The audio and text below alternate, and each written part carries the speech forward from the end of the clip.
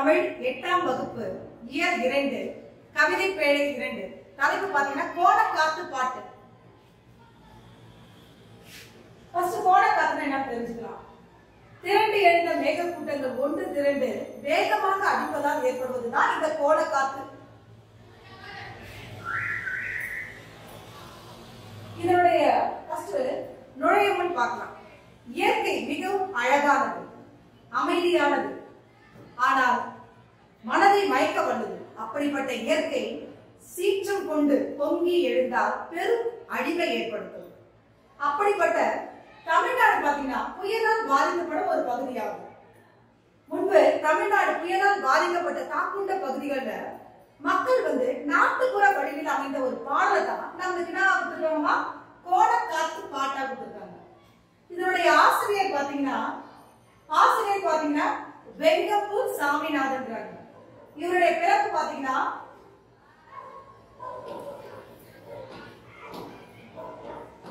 June 1ஆம் தேதி 1933 பிறந்தாரு. எந்த ஊர் பாத்தீங்கன்னா கும்பகோணம்.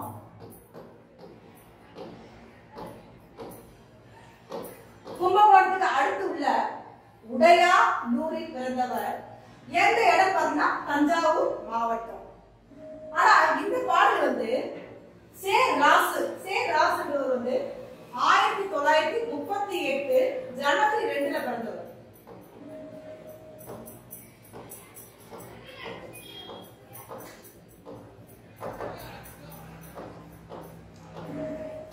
இவர் எழுதிய பஞ்சபூமிகள் என்ற தொகுதியிலிருந்து வெங்கப்பூர் சாமிநாதன் இயற்றிய கோணக்காத்து பாட்டு, காத்து நொண்டி சிந்திலிருந்து எடுக்கப்பட்ட பாடல் வரிகளை தான் நாட்டுப்புற வடிவில நமக்கு கொடுத்திருக்காங்க.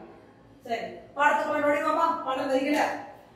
உருவம் கட்டிய முகிலால் கோணக்காத்து உழன்று உழன்று மெத்த அடித்ததினால் பெரிதான வீடுகள் எல்லாம் கோப்புடனே பிரிந்து கூரை கட்டு சரிந்ததங்கே கொடுத்திருக்காங்க. முகில்னா என்ன அர்த்தமா? முகில்னா மேகம் அர்த்தம்.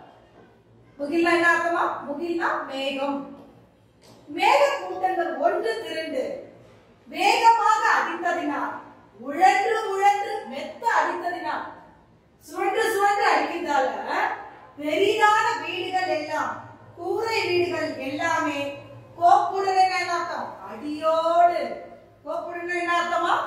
அடியோடு தரை மட்டமாய் விழுந்ததங்கே சரிந்து என்ன பண்ணுது? மேல கீழமாக சரிந்து கிடக்குது.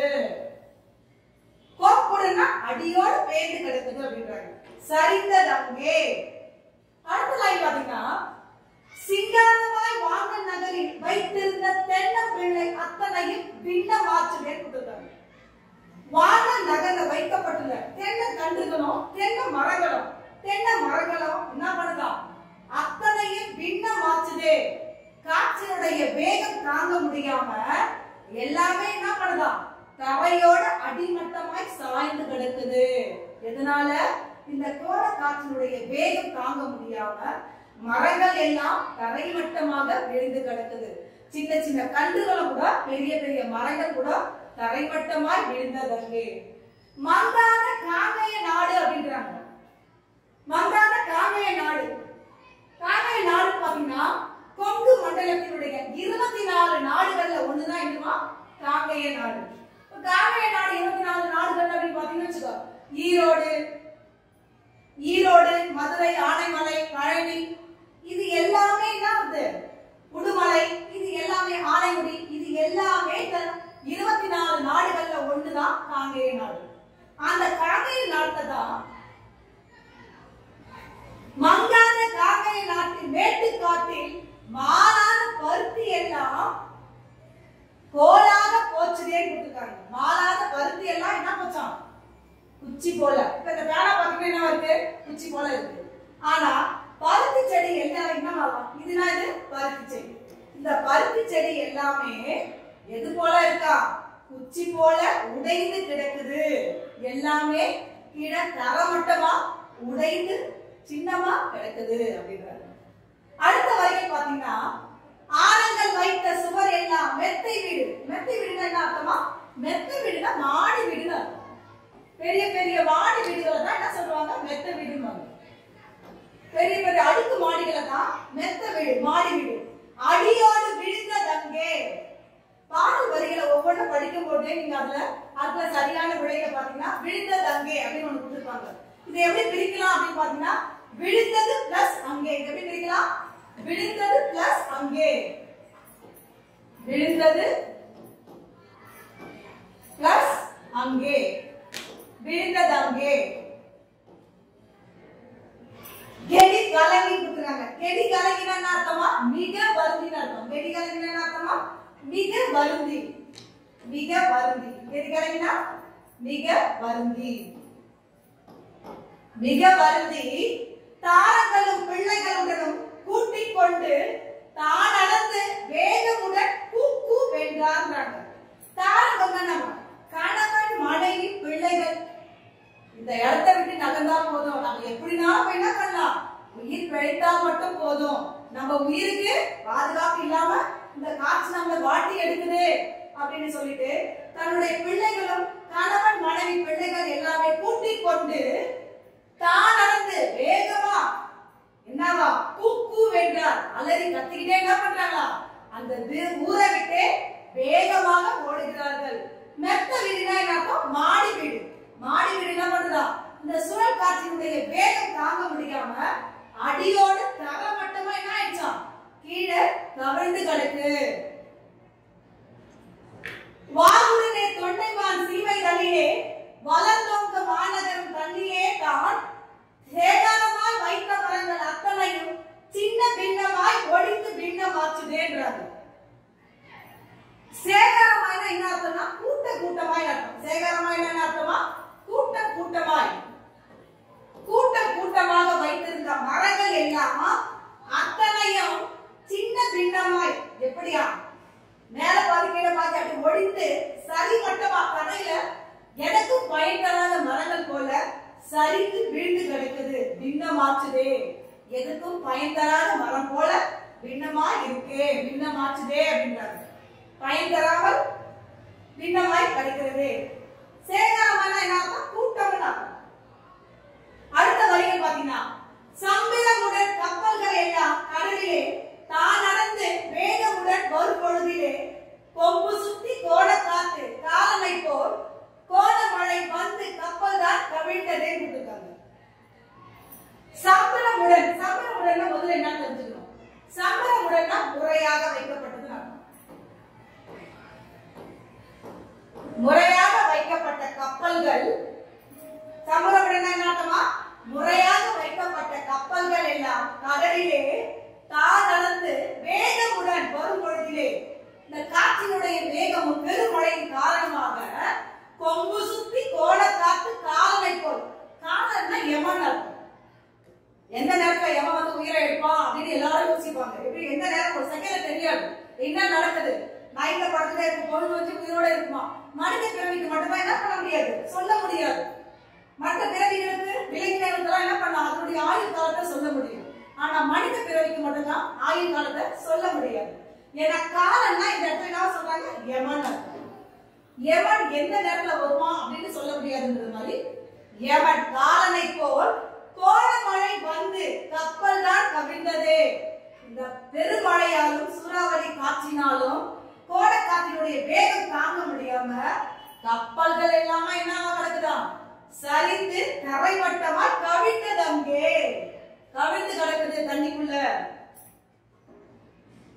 ஆற்காடு மைசூர் வரைக்கும் கோட காத்து அலறி அலறி வெட்ட அடிப்பதனால் மார்க்கமான சாலையில் போன ஜனங்கள் எல்லாம் மயங்கி மயங்கி மெத்த தவித்தார்களே அப்படின்னு கொடுத்திருக்காங்க. ஆற்காடு, ஆற்காடு பாத்தீங்கன்னா ராணிப்பேட்டை மாவட்டத்தை சார்ந்தது. மைசூர் பாத்தீங்கன்னா கர்நாடகா. ஆற்காடுல இருந்து எது வரைக்குமா? கர்நாடகா, மைசூர். ஆற்காடு முதல் ராணிப்பேட்டையினுடைய ஆற்காடு பகுதியில இருந்து மைசூர் கர்நாடகா வார்டு வரைக்கும் கோட காத்து அலறி அலறி மெத்த அடித்ததினால் காற்றினுடைய வேகம் அதிகமாக இருந்ததால் மார்க்கமான சாலையில் போல ஜனங்கள் எல்லாம், சனங்கள் எல்லாம் என்ன அர்த்தம், மக்கள் எல்லாம், சனங்கள் எல்லாம் என்ன அர்த்தமா, மக்கள் எல்லாம், சனங்கள் என்ன அர்த்தம், மக்கள் எல்லாம் மார்க்கமான சாலையில் போன ஜனங்கள் எல்லாம் மயங்கி மயங்கி மெத்த தவித்தார்களே.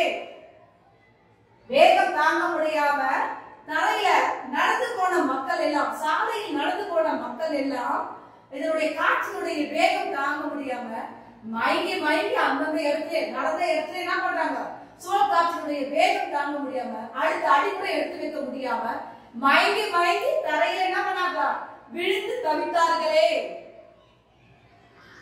மைசூர் அப்படின்னு பாத்தீங்கன்னா, மைசூர்ல வந்து அம்பா அரண்மனைன்றது ரொம்ப ஃபேமஸா சொல்லுவாங்க. மைசூர்ல பாத்தீங்கன்னா, மைசூர்ல அது மட்டும் விசேஷம் இல்ல, மைசூர்ல பாத்தீங்கன்னா பச்சை வசதி மாளிகைகள் அதிகமா இருக்கு அப்படின்றது குறிப்பிடத்தக்கதா இருக்கு. செத்துக்காடு காலப்ப நாயக்கன் பட்டியிலே செத்திருந்த ஆடு மாடு மெத்த உண்டாம், சித்தர்கள் பொருந்தி வாழும் கொல்லிமலை சேர்ந்திருந்த நாடெல்லாம் காத்தடிச்சு வேண்டுகிறார். செத்துக்காடு காலப்ப நாயக்கன், காலப்ப நாயக்கனுடைய பட்டி, அதாவது சேலத்து கொங்கு மண்டலத்தினுடைய பகுதிகளை நிறைய நம்ம கேள்விப்பட்டிருப்போம். அதுல வந்து நான் சொன்னேன், ஆனைமுடி, முடிமலை, ஈரோடு, சேலம், இது எல்லாமே கொங்கு மண்டலத்தினுடைய பகுதிகளை சார்ந்தது. அப்ப அந்த கொங்கு மண்டலத்தின் பகுதியில காலப்ப நாயக்கன் அதுல வருது. செத்து இருந்த, இது படிக்கும் போதே உங்களுக்கு தெரிஞ்சிடும். செத்து இருந்த அப்படின்றது வந்து பிரித்து எழுதுகிற கேட்டா உங்களுக்கு ஈஸியா எழுத தெரியும். ஒவ்வொரு வரிகளை படிக்கும் பொழுதும் அதுல இருக்கிற பிரித்து எழுதுகள், சேர்த்து எழுதுகள் எல்லாமே தெரிஞ்சு வச்சுக்கிட்டா பாடத்தையும் பாடல் வரிகளையும் தெரிஞ்ச மாதிரி இருக்கும், அர்த்தங்களையும் புரிஞ்ச மாதிரி இருக்கும். படிக்கும் போதே நம்ம என்ன பண்ணோம், ஈஸியா அதை நம்ம புரிஞ்சு வச்சுக்கலாம். செத்திறந்த அப்படின்னு கொடுத்துருக்காங்க. இதை பிரித்து எழுது செத்து பிளஸ் இறந்த, செத்திறந்த, செத்து பிளஸ் இறந்த, செத்திறந்த. சித்தர்கள் பொருந்தி வாழும் கொல்லிமலை, சித்தர்கள் பொருந்தி வாழும் கொல்லிமலை. கொல்லிமலை பாத்தீங்கன்னா 15 மலை நாடுகளை சேர்ந்த பகுதிவாழ் மக்கள் தான் இந்த இடத்துல வாழுறாங்க. 15 மலை நாடுகளை சேர்ந்த பகுதிவாழ் மக்கள் எங்க வாழுறாங்களா, இந்த கொல்லிமலையில வாழுறாங்க. கொல்லிமலையில அது மட்டும் விசேஷம் இல்ல, கொல்லிமலையில பாத்தீங்கன்னா அதிகமான சித்தர்கள் அங்க அதிகமா இருக்கிறாங்கன்றாங்க. காரணம், இன்னமும் கொல்லிமலையுடைய என்ன விசேஷம் அப்படின்னு பாத்தீங்கன்னா, கொல்லிமலையில கூடு விட்டு கூடு பாயும் வித்தை தெரிந்த சித்தர்கள் இன்னமும் அந்த மலைப்பகுதியில வாழ்ந்து கொண்டு இருக்கிறாங்க அப்படின்றது நம்ம தெரிஞ்ச விஷயமா இருக்கும். கொல்லிமலையில அது மட்டும் விசேஷம் இல்லாம கூடு விட்டு கூடு பாய்க்கு மட்டும் இல்ல, சுடர் விட்டு எரியக்கூடிய ஜோதி புல் நம்ம இருக்கா,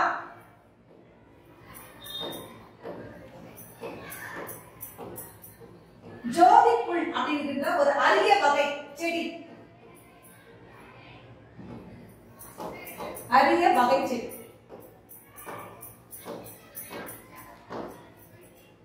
ஜோதி புல் அப்படிங்கிற அரிய வகை செடி இன்னமும் அந்த மலைப்பகுதியில் இருக்கிறதால இன்னமும் என்ன பண்றாங்க, சித்தர்கள் குகைகளிலும் குள்ளங்கள் வாழ்ந்த மலைப்பகுதியில் நிறைய குள்ளங்கள் இருப்பாங்க. அவங்க எல்லாம் கூட அந்த மலைப்பகுதியில வாழ்றதுக்கு இந்த அரிய வகை ஜோதி புல்னா சுடர் விட்டு எரியக்கூடிய ஒரு வகையான செடி.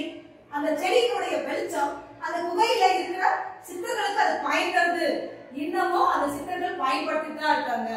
அது மட்டும் இல்லாம கூடு விட்டு கூடு பாயும் வழி தெரிஞ்ச சித்தர்கள் இன்னமும் அந்த இடத்துல இருக்கிறாங்க அப்படின்றது குறிப்பிடத்தக்கதா சொல்லப்படுது. இப்படிக்கு சேதங்கள் ஆனா குமரேசா, எப்படி பிழைத்து நாங்கள் ஒப்பிதமாவோம், மெய்ப்புடனே வேலாயுதம் கொண்டு வருகின்ற விக்கணம் எல்லாம் தீர்த்து காத்திடுறையா. வெங்கப்பூர் சாமிநாதன் கொடுத்திருக்காங்க. இப்படி சேதங்கள் ஆனா, இப்படி பாதிப்புகள் ஏற்பட்டால் எப்படிதான் நாங்க ஊருக்குள்ள பிழைத்து வாழுது. எல்லாத்தையுமே அறிந்தவன் நீ, தந்தைக்கே உபதேசம் பண்ணவன் நீ. அப்படிப்பட்ட கடவுளாகிய நீ உன்னுடைய கையில இருக்கிற வேலை கொண்டு கொஞ்சமாக என்ன பண்ண முடியாது, எங்கள் மீது கருணையை காட்சி இந்த சூறாவளி காற்றின கோட காற்றையும் பெருத்த மழையும் நிறுத்தி கொஞ்சம் எங்க மீது கருணை காட்டி எங்களுக்கு நல்ல கதி தரமாட்டாயா. ஒப்பிதமாகும் மெய்ப்புடனே வேலாயும், இந்த வேலை கொண்டு எல்லாத்தையுமே அறிந்தவன், மழையை உருவாக்குதல் நீதான், எல்லாத்தையுமே தெரிந்தவன் நீ, எல்லாத்தையுமே அறிந்து வைத்த நீ, உன்னுடைய வேலை கொண்டு உன்னுடைய வேலாயத்தை கொண்டு உன் கையில் இருக்கிற வேலை கொண்டு காத்து எங்களை வழிநடத்த மாட்டாயா? இந்த இடத்தை விட்டு நாங்கள் வேறு இடத்துக்கு போனால் எப்படிதான் எங்கள் வாழ்க்கையை நடத்துவது?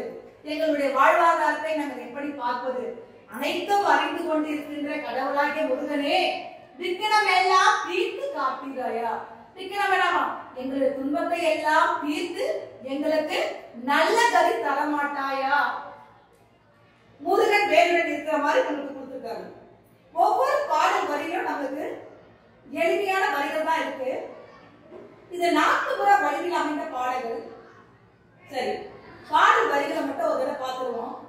உருவம் கட்டிய முகினால் கோல காத்து உழன்று உழன்று மெத்த அடிப்பதினால் பெரிதான வீடுகள் எல்லாம் கோப்புடனே விரிந்து கூரை கட்டு சரிந்தது அங்கே. சரிந்தது பிளஸ் அங்கே பிரித்தெடு கேட்டாலும் உங்களுக்கு தெரியணும். சிங்காரமாய் மாங்கல் நகரில் வைத்திருந்த தென்னம்பிள்ளை அத்தனையும் விண்ணமாச்சுதே. மங்காத காக்கைய நாட்டில் மேட்டு காட்டில் மாறாத பருத்தி எல்லாம் கோலாக போச்சுதே. ஆரங்கள் வைத்த சுவர் எல்லாம் மெத்தை வீடு அடியோடு விழுந்ததங்கே. கெதி கலங்கி தாரங்களும் பிள்ளைகளுடன் கூட்டிக் கொண்டு தாரந்து வேகமுடன் கூக்கு வென்றார். கெடி கலங்கி அப்படின்னா மிக வருந்தி, மெத்த வீடுனா மாடி வீடு. வாகுடனே தொண்டைவான் சீமை நதியிலே வளர்ந்தோங்க மாநகரம் தண்ணிலே தான் சேகாரமாய். சேகாரமாய் கூட்ட கூட்டமா வைத்த மரங்கள் அத்தனையும் சின்ன பின்னமாய் ஒடித்து பின்னமாச்சுதே. இதற்கும் பயன் தராமல் போயிடுச்சு.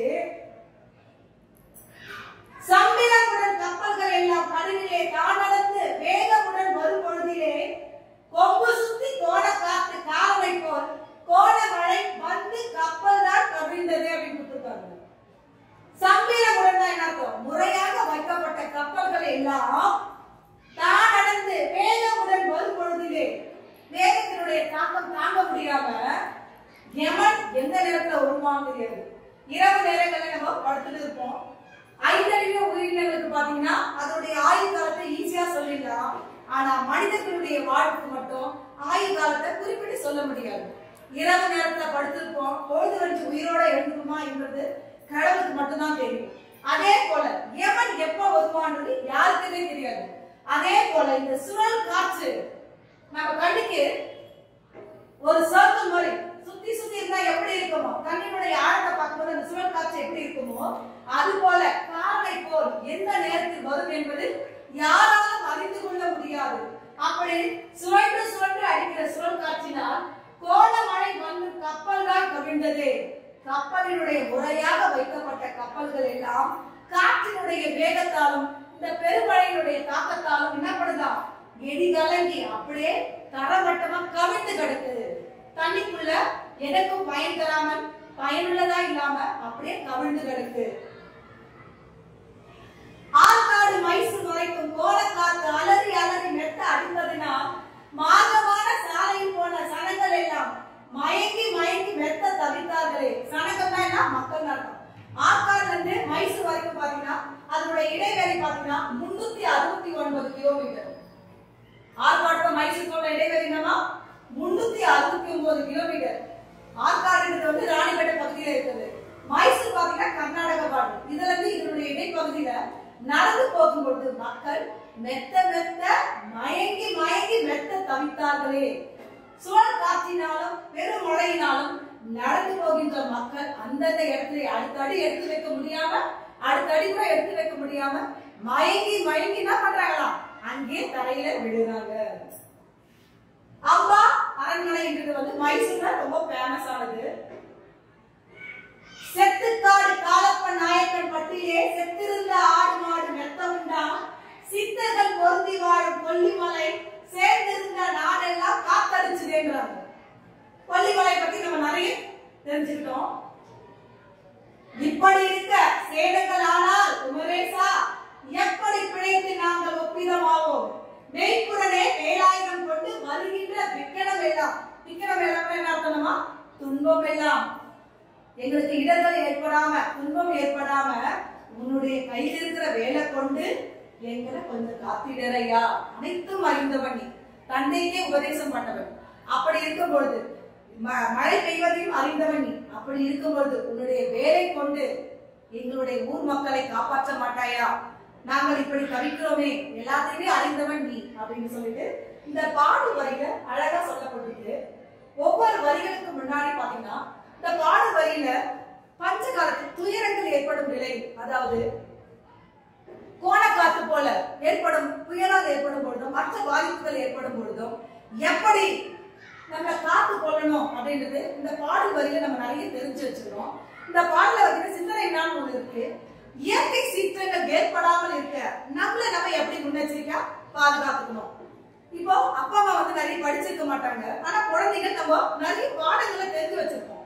அப்போ சீற்றங்கள் ஏற்படும் போது, இயற்கை சீற்றங்கள் பாதிப்புகள் ஏற்படும் போது என்ன பண்ணலாம், நம்மள நம்ம பாதுகாத்துக்கு நிறைய அப்பா அம்மாவுக்கு தெரியணும் கூட நம்ம என்ன பண்ணலாம், அதை எடுத்து சொல்லலாம். இப்ப வெள்ளப்பெருக்கு ஏற்பட்டுச்சு, அப்ப அந்த நேரத்துல நம்ம என்ன பாதுகாத்துக்கணும், வெள்ளப்பெருக்கு ஏற்படும் போது மேலான இடங்களை தேடி போய் நம்ம என்ன பண்ணுவோம், தஞ்சம் அடைவோம். தஞ்சம் அடைந்து அந்த துயரங்கள் நீங்கிற வரைக்கும் அந்த இடத்துல இருந்து நம்மள பாதுகாத்துக்கிறோம். அது ஒண்ணு எடுத்துக்கலாம் முன்னெச்சரிக்கையா.